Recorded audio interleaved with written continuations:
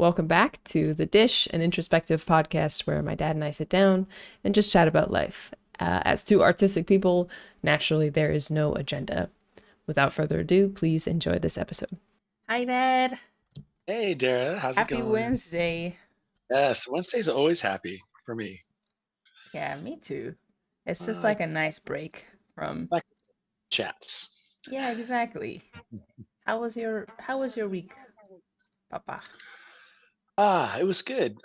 Because of Easter, there were no classes on Monday, so I stayed home on Monday and just kind of tried to get caught up. And then Mm. I was down on campus all day yesterday, and then today I'm at home catching up some more. And so it's kind of like an interesting week where I'm just gonna be on campus 2 days on, 2 days off, and then Friday, which like I said, is try my chill day. But um, Mm. Is it actually your chill day? Like, how do you do taking actual breaks? yeah, kind of like it's sort of kind of it's what do you guys use? It's ish. It's my ish. It's sort of My it's sort my of i- offish day. off day. Yeah, I mean, it's kind of like ideally it's my off day, but it becomes sort of the catch-all for whatever slips through the other 4 days of the week, and it's there and always something. Certainly at this point in the semester, yeah, everything's falling through. It's all falling through, no matter what I do. So, but that's always the way it is. Last month because we're within 4 weeks.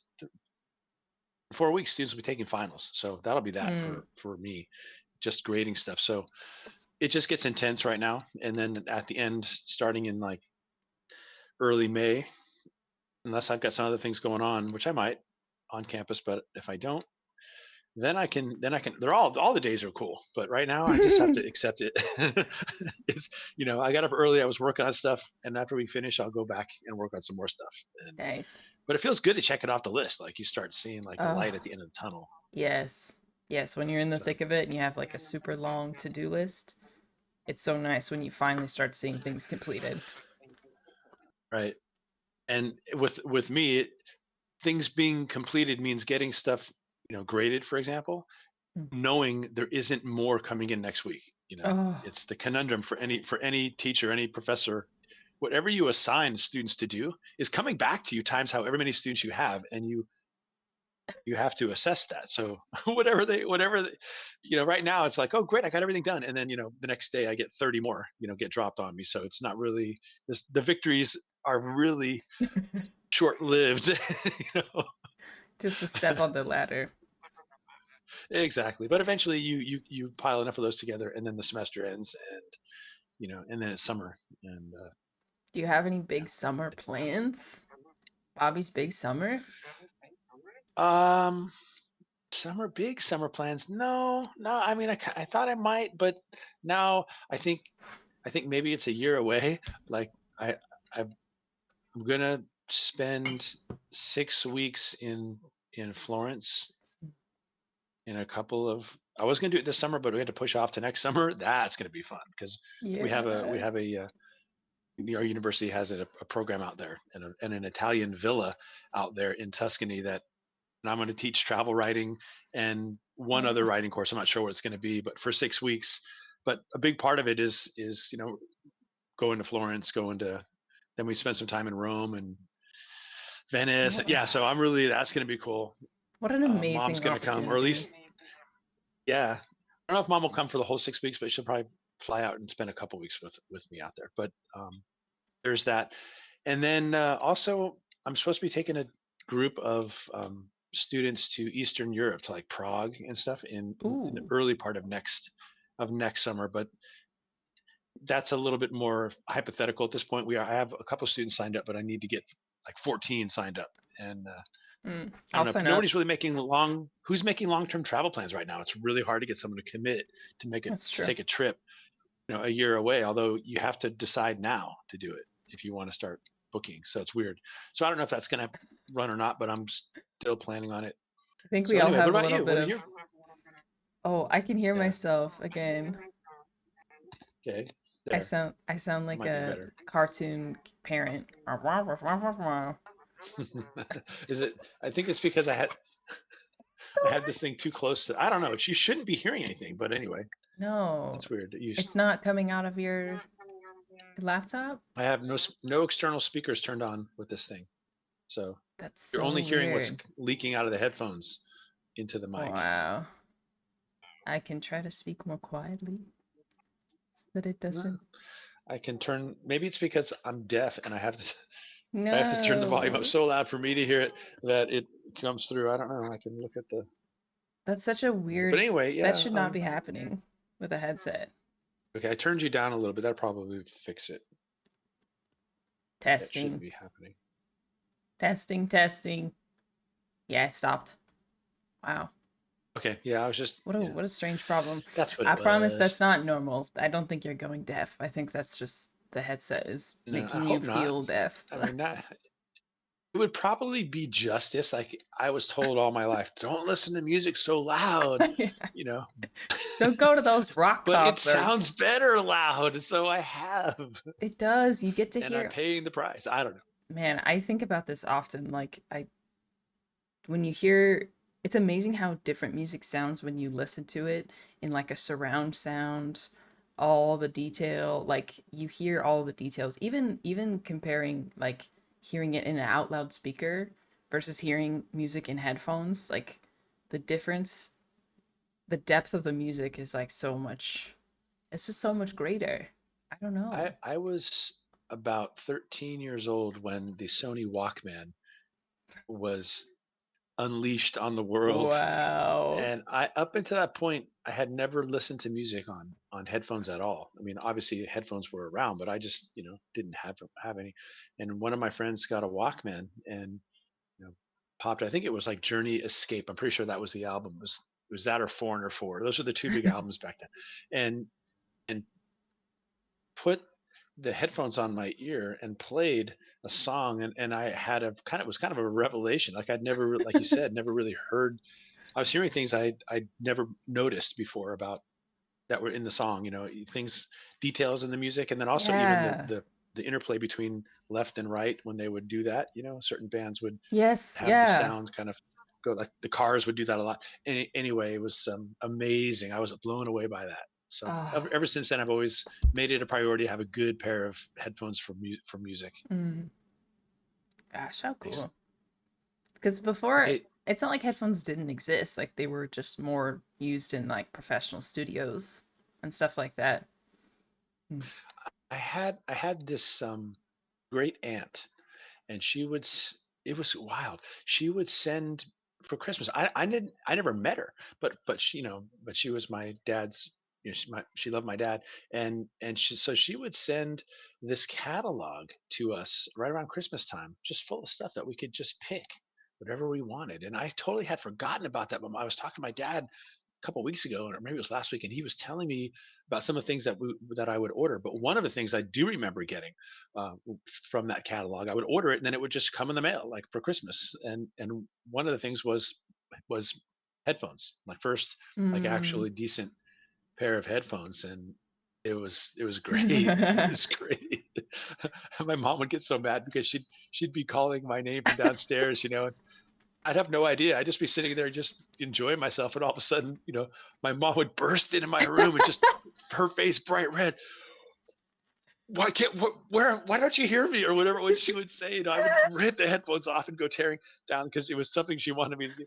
I could see it. I could see it. I was just about to ask because, like, parents obviously get frustrated with with their kids being glued to their phones or like glued watching videos or like video games. And I'm like, well, is that really like a new problem? I don't think that's a new problem. It's just a different medium, No, it right? absolutely not. No, it's not a new problem. Are you kidding me?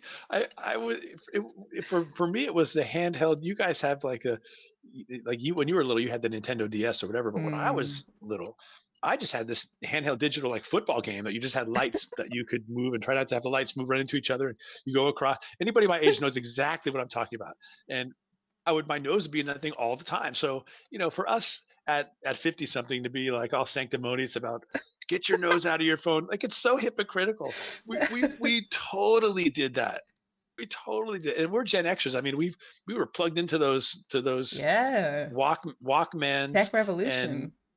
that was it. Like we were definitely in that world. So, Escapism and like distraction, individual entertainment, it's not a new thing.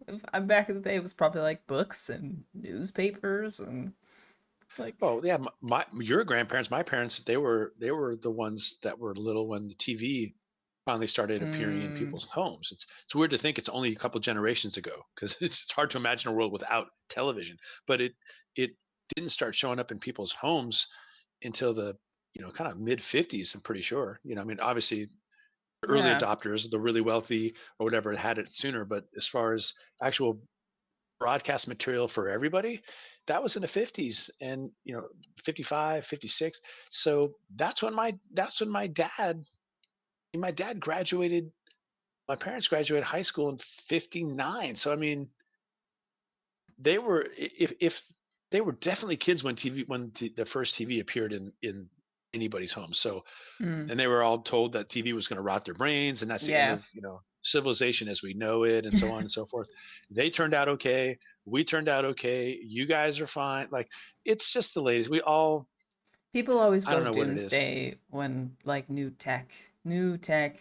distractions are released, but like being distracted and is like a human problem. So obviously there are things that aggravate it, but it's not like you've unlocked this like worm infested uh No.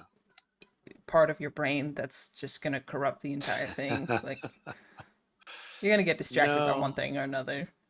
no, not at all. I mean, we teachers complain incessantly about laptop usage in the classroom, for example, or cell phone usage in the classroom, and it's just this battle or whatever until last year, and all of a sudden that very technology was the only way we could even reach our Oh, students. So right. you understand, it's really it's how you perceive it and how you utilize it. And you can fight it, or you can, and then sometimes I guess you have to, but I mean, you can also find a way to utilize it. Like I stopped True. fighting that fight. Like, remember when you were a student, I would had a pretty strict policy, no Mm-hmm. laptops in class, and all that. And it made sense for your generation, but even just 4 years removed from your generation, yeah, it's anathema to them to think of Yeah. a. And for me to come into a classroom and say put your laptops away, they really are kind of confused by that. They really don't even know I think like most people probably the take notes on their laptop now. Like, I don't think I would do pen and yeah. paper anymore. Definitely not, and I know they're not probably taking notes. They're doing what I would do. They're probably got their email open. They're doing other stuff. Like, and the way I see it is this: at least at the college level, I mean, it's up to them, right? I mean, they're Yeah. paying the money. They're coming to my class.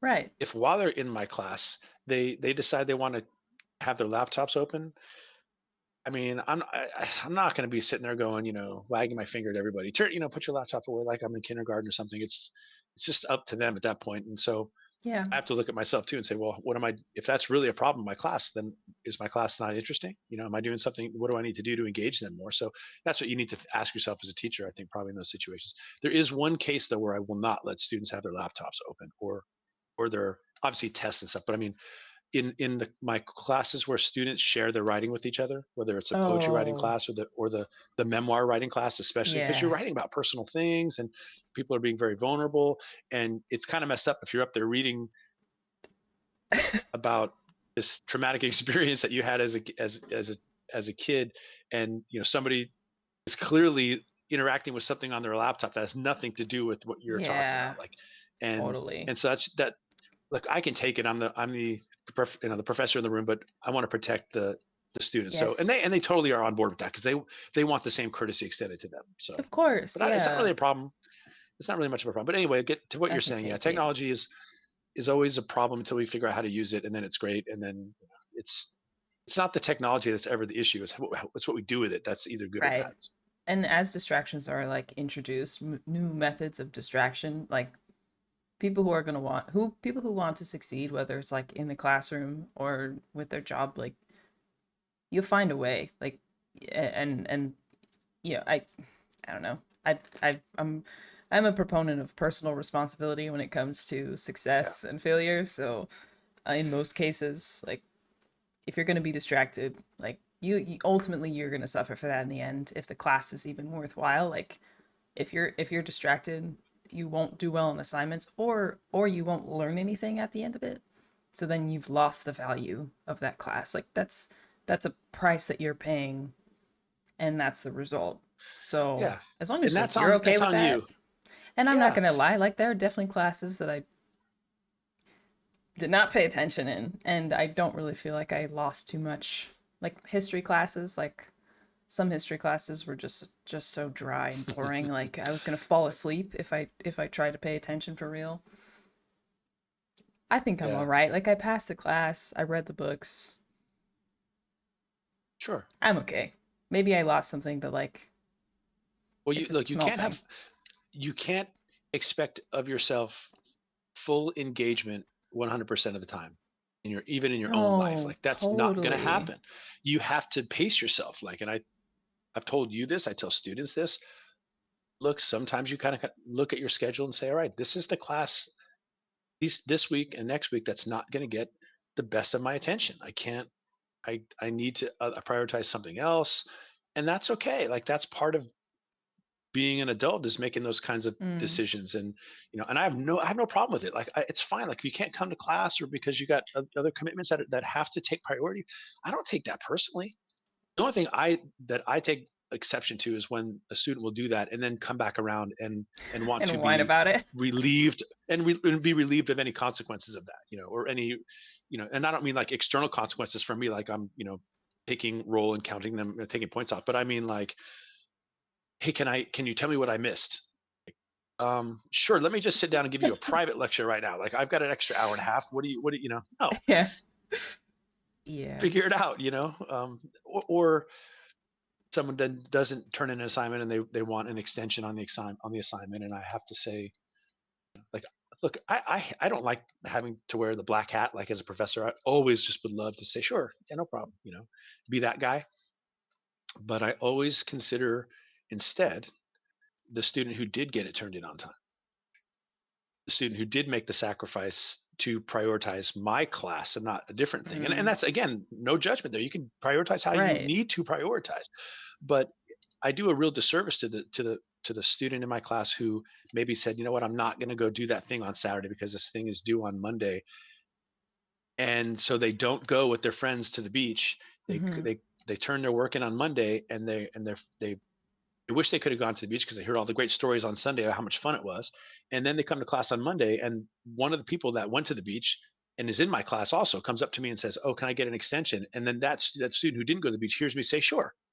Like, what does that do to the student who made that Uh, sacrifice? What am I teaching that student? That's what I always think about. And that's, so it's not me trying to penalize or be punitive toward the one who missed the assignment. It's more protecting the one who put the effort in not to miss the assignment. right. And so that's what I always tell them. I say, look, I would love to help you out, but I can't do that and maintain the academic integrity of this course. So I'm going to have to apply, whatever the policy is, on it. And I Mm. usually, I don't, I'm not, unless it's a journalism class, I always let students turn it in a little bit late, like, but it's with a 20% deduction the first day, 10%, up to 5 days. Right. In journalism though, because I'm trying to teach them to be professional Right. journalists, You can't I be don't, I late. don't accept any late work. No. I'm a terrible teacher, a journalism professor, if I accept late work. If I'm teaching them, they can miss a deadline. I'm basically training them to get fired. Right. I'm If you miss preparing a them to deadline, fail. it's not going to go in the print. And even if it goes in the print the next day or whatever, it's old news. So Yeah. what's the value? Yeah. You can never miss a deadline. And not even as a freelance writer, but certainly not as a journalist. So, I'm Yeah. pretty strict on that, stricter than some. But anyway, And it's okay. Like it's okay for them, for that person who went to the beach to turn in the assignment late and get a 20% deduction. Like it's okay. sure. I feel like a lot of students don't realize or are not at peace with the fact that it's okay not to excel in everything. Like excel in the things that you truly like care about Right. to the best of your abilities, but if you need to do adequately in another class or do adequately in another area, like it's okay to not be A's across the board. Like you 100%. to That's give so yourself a break. true. Like and especially right now, like I can't even imagine the mental and emotional toil that college students and high school students frankly are feeling right now. Like this has been a Oh yeah. nightmare. I've talked to a lot of teachers at different levels, and the word that keeps coming up is trauma or Mm, traumatized. They will especially the high school students, because yeah. they're, I mean, they literally couldn't go to school. That wasn't an option. So the only other place for them to be was home. And I don't know about you, and you don't need to tell me, but when I was in high school, I didn't want to spend a lot of time at home. Like I wanted to be with my friends. Right. Social life was everything for me, and Yeah. I, I loved my family, but I wanted to be with my friends, and I wanted all the fun of high school, Yeah. and the Of drama, and course. the activities, the sports, the theater, whatever, student government, like whatever, the clubs, like whatever you're into. High school is really fun, and you couldn't, and for the high school students, they just lost it completely. Like they couldn't have it. And so now they're slowly working their way back in, certain states back at least into school, but they're traumatized. And you it's a lot of triage, like as the teachers, especially the younger uh, age groups, they're just trying to make sure their kids are okay. I mean, honestly, Yeah. like it's, like even for me, like I had just this morning, in fact, there was a student, and he's a he's a real sensitive kid, and he's in one of a couple of my writing classes this semester, and I haven't seen him in a few weeks. And last night, he said, he was taking a road trip to Colorado with a friend, and I just was kind of looking at my stuff and realized that he hadn't been in class in a couple of weeks. So I just shot him an email to say, hey, you know "Hey, are you doing all right? Like, I haven't seen you in a while. Just just wondering how you were, and how'd that trip go to Colorado?" And sure enough, he wrote me back like in 5 minutes. He goes, "Actually, Prof, I'm not really doing very well." And so we had a little conversation. And I said, "Hey, come see me tomorrow." So he's going to come to my office tomorrow, and we're going to go grab some coffee, and I don't know what we're going to talk about, but it's not going to be academics. Like that's not the thing I want to talk to him about. I just want to say, "Hey, what's going on with you? What's Yeah. academics is important, but it's not your life. Like it will, Mm, no one's going to care what your grade was on a class hmm. after you graduate. They're not going to look at your transcript. It's not it matters. It matters. I Unless teach you're it. like a Of course medical it matters, but student, yeah, like, it's not the end of the world, man. Just, man. hopefully this kid, I'm sure he's all right, but that's a big part of the job, just Yeah. making sure everybody's doing all right. And like a lot of these kids are no doubt like depressed or struggling with like severe anxiety. And when you're in like the pit of depression and anxiety or whatever it is, like you're kind of like your vision is like pigeonholed a little bit. Like you can't your feelings are overwhelming or lack of feeling is overwhelming and you can't see past the present moment. Or I would have a hard time looking forward to maybe a year from now when we're all, reassimilating and like getting back into normal life or whatever it is. Like it's I think, man, that's so valuable to just check up on like it's so important to check up on people in your vicinity because sometimes that outside perspective to say like I'm not telling you, I'm not trying to be like it gets better, like, don't worry, like you're in a bad situation and like I acknowledge that and I want to be with you and like I care about you and what can I do? What can we do now to help you in your present experience? Like that is so so important. And we also are lacking that in a lot of ways because we're all separated. Um so we're That's so mentally true. emotionally declining and we're alone. And That's those so things true. are like it's a deadly cycle. There- two things you said. The first one is anxiety. You mentioned that. That's something. I mean, it's obviously always been around, but I've noticed a lot more young people, your age and younger, have admitted really struggling with that. Now, that's not something that I experienced, or I never really, that wasn't a thing like when I was younger. And I'm sure people were anxious about stuff, but it wasn't something that we ever talked about. It was just, Mm. It's just part it of was life. mental health, and all that stuff wasn't really discussed. You just kind of Right. soldiered on, whatever. But I hear from a lot of people, whether it's in their memoirs, they write about it, or they write poems about it, or they come talk to me about it, and whatever. I hear, or I talk to other professors who hear this. A lot of students truly struggling with anxiety, like they really are strangely stressed out, like over the top stressed out, and I feel terrible because you look in the mirror and go, am I Is contributing it to that? me? Like I understand that you have assignments to do for me, and but and this is where you are in life on this campus, but it's nothing that we're doing here is worth going down into the abyss of depression, like, and anxiety. Like, this is only one season of your life, and it's a couple classes. Now there's other stuff, there's the relational things that I seem like more Mm. like the express highway to depression and anxiety, even more than school. But there's just a lot of things that, and I don't know if why that is. If it's I lack don't of really know coping either. skills, or that's always been the case. We never talked about it or something. But anyway, so anxiety is a real issue that is plaguing our youth, and Yeah. it it's on my heart because they're with me all the time, and it's my job to teach them certain objectives for these courses, and I have my ways of doing that. And sometimes you have the pressure of a deadline to help that process, but I have to wonder, how much am I contributing to that in their lives, and where's the balance that I can help find for me myself to help them. I don't know, I'm still working that out. I don't know, but there's that. And then the second thing you said was everybody's alone, and I sensed a lot of loneliness. A lot of people, like, they my interaction with them is in a room of 15, 20, 30, whatever people, fellow students, and they all come in together and they all leave together. But I think after they leave, a lot of them are alone, Mm.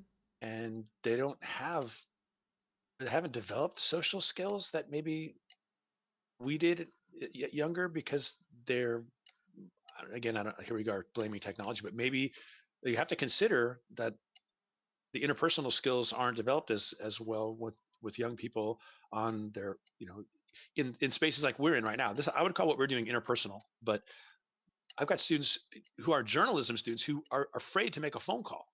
They don't want to call someone and talk to them live on the phone to get a quote, because they're anxious about that, because they don't have a lot of practice Mm. approaching people and interacting with them in that space. Now they're amazing in on the social media platforms, but Yeah. and so I think a lot of people are Hmm. lonely, Yeah, that's interesting. uh, and it's sad. It's sad because we are social creatures. Like, we are made to want to be with one another, and of And we course the need it lockdown too. just exacerbated everything, and we need it. Yeah. Yeah. So, what's the solution? We need to go back to the days of block parties. Like, we just need to break out a Just bunch of that was the picnic tables, just parties. drag them out into the street, and have all the neighbors come out, and you could actually meet your next door neighbor. Like, That's not a bad I grew idea. up, and all my parents were friends with everybody on the block. We all knew everybody. All the neighbors knew my name. I know that wasn't your experience growing up, We because knew I didn't some know of the all of our neighbors. neighbors. Some of them, yeah, I some can of think them. of two. There was the girl that I used to talk to from over the fence who lived like behind us.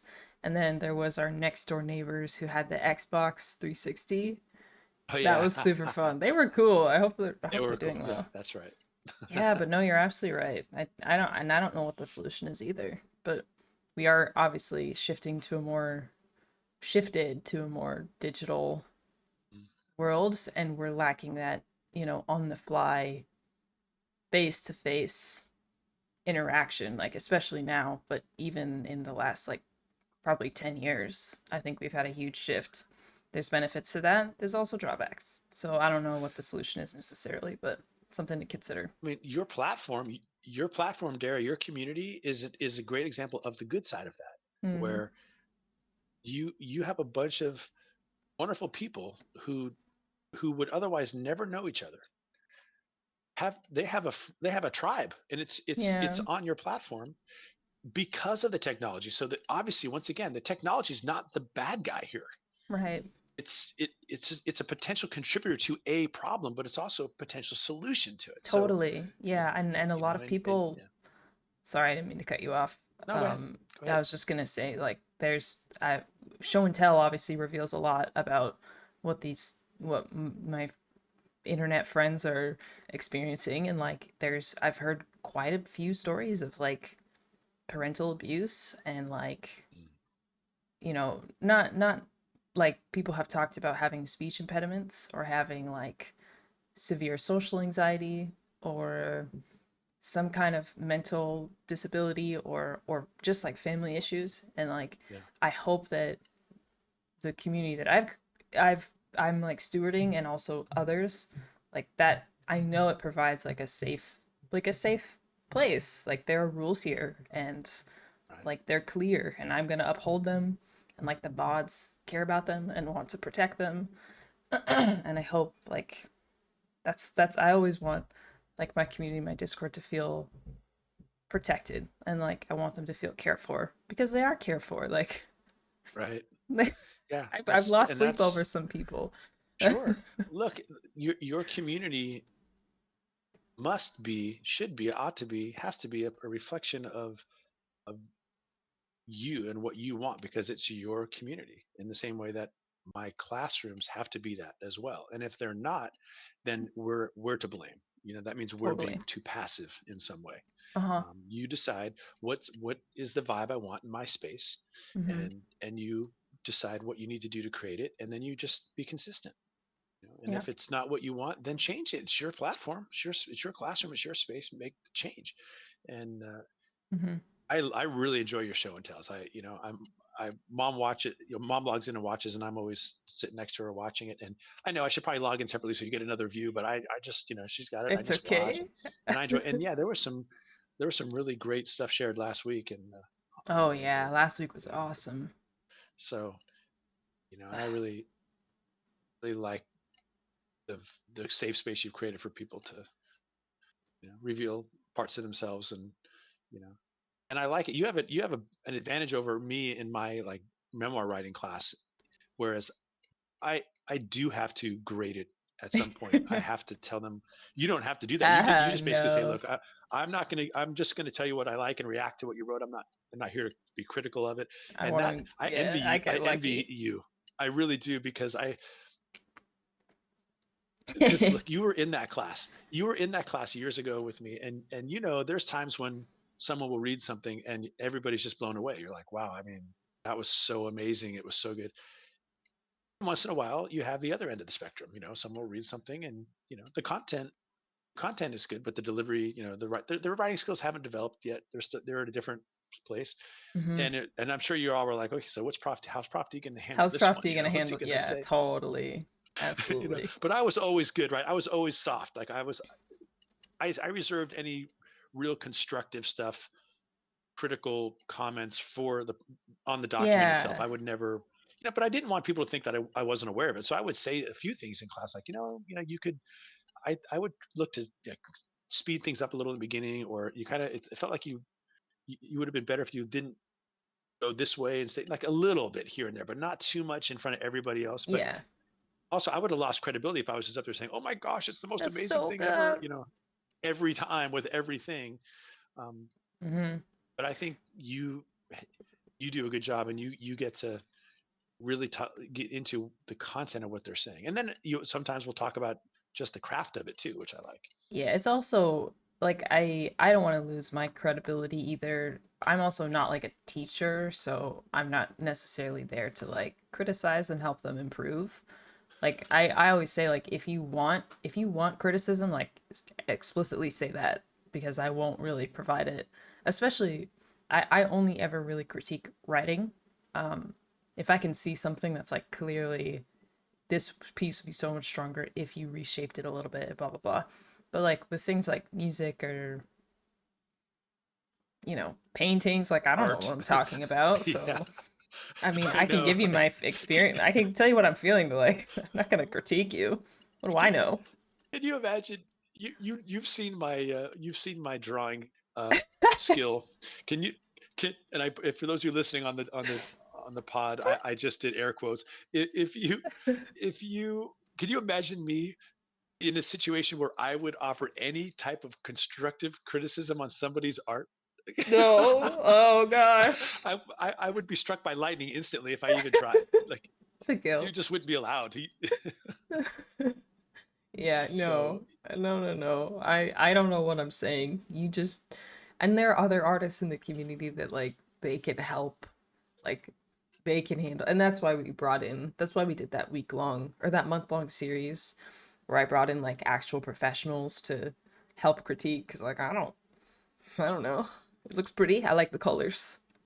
Pretty shapes. Nice. that's so good. It's pleasing to my I feel that eyes. way a little bit in my poetry writing class because Hmm. I'm an appreciator of poetry and I've dabbled in poetry. I write poetry sometimes. Not I'm not a poet. I don't consider myself a poet. I write poems sometimes, but I don't think they're great. I don't share them anywhere. And so I'm in this room with about a dozen student poets, and we're sharing our stuff, or they're sharing their stuff. And so the way I treat that class is really kind of like a poetry appreciation course, where I have certain parameters that okay, write an Elizabethan sonnet this week, and or write this week, write something that really utilizes metaphor, or whatever. And I can I'm at least I can assess that, I can look at that. But very quickly though, with some students, um, I'm already over my head. I'm like, look, this is amazing. Like this is so good. Hmm. Like I on the fly, Yeah. just in the moment, I'll just say everything I loved about it, and then I'll look at it later, at home, and dig into it. And all I'm really doing is making comments saying this was an amazing piece of imagery right here, or I love this. I'm Yeah. not, and I let them know that very first night. Because there is another course offered on campus with another professor in the English department that is more drilled down into things like meter and rhyme and stresses, and you can get into that's not really my thing. So I love when I you don't have to, you know, you have to know. I don't know. I'm getting too philosophical. I'll stop. No, I'm curious what you were gonna say. I was going to say, if you're going to teach, like, what's the line? Where's the line with how much of an expert do you need to be before you can teach it? Oh, It I don't depends on know. what you're teaching. Like, if I'm learning how to fly an airplane, that person, or a helicopter, that person better know more than I do about how to fly. If he's going to teach me, or she's going to teach me how to do it. Um, if it's I don't writing even poetry, know.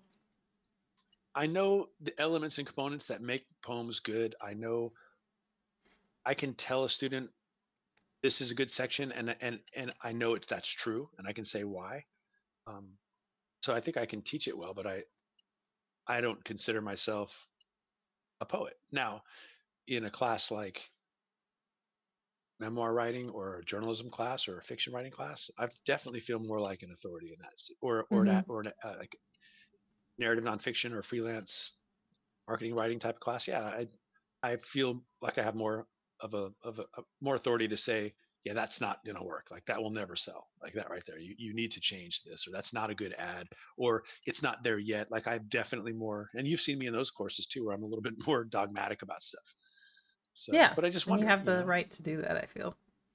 Yeah, I don't know how good you have to be to I mean, I don't feel like I'm capable of teaching what I'm doing right now because I just see the threshold like every time you improve in some kind of skill, like the threshold for learning and growth just gets like higher and higher. right. Like literally, even just in the last month, like my understanding of success was like poking at like 100 viewers or something. But in the last two streams, I've averaged over 300. So my threshold and my understanding Wow. of my like stream success, Twitch success is like it's already gotten like significantly higher. So I That's don't so know. It's cool. just That's like so cool. it is cool. I don't really That's understand exciting. what is causing it. I don't know. I think it's a combination of a lot of things, but yeah. But all that to say, like I still don't feel capable of teaching it. I don't feel like I've reached. I don't feel like I've reached my threshold of success. Like I don't know everything, but I know enough to tell someone how to get from ground zero to like a good momentum or something like Mhm. that. Like I can tell you how to start. Like I can tell you what's good to some degree. Right. So I Well, don't know. that's It's probably the most important thing. And in addition to that, there's two components. Well, there's probably more, but two basic components to there's definitely more. Two basic components to teaching. One is, of course, the mastery of the subject matter. You need to know it at least well enough. Like you can't not know it. mm-hmm. But there's also the delivery method. There's the actual craft of teaching Mm-hmm. itself. Like I, I'm sure you've been anybody probably listening to this has been in a classroom with someone they would consider to be like the most brilliant person they'll ever meet. Like someone who just knows the material and has all the credentials in the world, except they're a terrible teacher. And and what I mean by that Uh is they have the mastery, but they don't have the delivery. So you're in that class and you're all you're getting is information, but it's an information dump versus an actual yeah. Mm-hmm. environment where you're learning. It's not a learning environment, and that's the teacher's job to create the learning environment. So, Right. and that's Totally. equally that's as important as mastery of the material. So you definitely have that down. You're very good at that. You understand. Thank you. You're gifted in that way, I think, and I've seen that. And then the third one is really kind of a component of the second one, if I could add a third, and that's just interpersonal skills. Oh It's yeah. understanding that it's a personal transaction that takes place. I guess it might be different if you're lecturing in a hall of 300 people, but the kind of stuff that you and I would want to ever teach anybody, it's definitely interpersonal. It's a transaction, and Mm-hmm. it's much about the relationship that you build with these students or your community as it is any of the other two things. So anyway, Yeah. you're eminently qualified to teach what you do, Dara, for sure. You check all those. You would check every one of those boxes at this point. All right. I believe you. I Okay. believe you. Are you sure? Yeah. I'll keep working on you. Can you believe it, Dad? We're already at 42 minutes. I know we gotta not go crazy because we always go too long, I I think. know, like, I feel like we could just keep talking, but I don't want to burden our listeners with another Yeah. hour and a half long No, episode. no, So let's I think stop. we'll cut it here. Yeah. Well, the listeners will be shocked that we said we'd keep it around 40 and we're gonna do it. We're doing it. Okay. Thank you guys for listening to our jibber jabber. Have a wonderful week. We'll have a wonderful weekend because they'll hear Yes. this on Friday. Bye, guys. Bye.